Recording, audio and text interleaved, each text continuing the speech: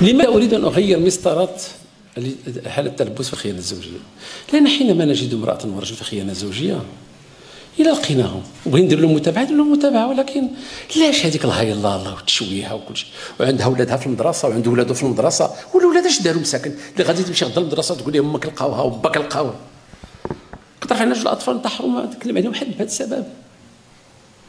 عزيز باها هي وامها هي وخوتها وكل شيء، وخوته هو وباه هو ومو هو، وكل شيء العائله كتمشي ضحيه انه احنا ما درناش الاجراءات وفقا للقانون. مشينا دخلنا الرسول صلى الله عليه وسلم قال لك 4 شهود، حنا كيجي واحد انسبكتور دو بوليس ويدير لك محضر تبدا عليك الواقعه 4 قال لك واذا جاء 3 ولم ياتي رابعهم جلد ال3 ومنعت شهادتهم ما داموا احياء. حنا كيجي انسبكتور دو بوليس ويجي يقول لك اسيدي لك واحد المحضر توقعوا دوز لها الجيم.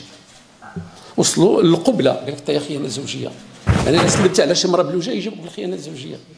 داروا المراسلات هنا الواتساب تسبت شي صوره. على كل عقدوا هذه الامور انا ما فهمتش علاش عقدوها.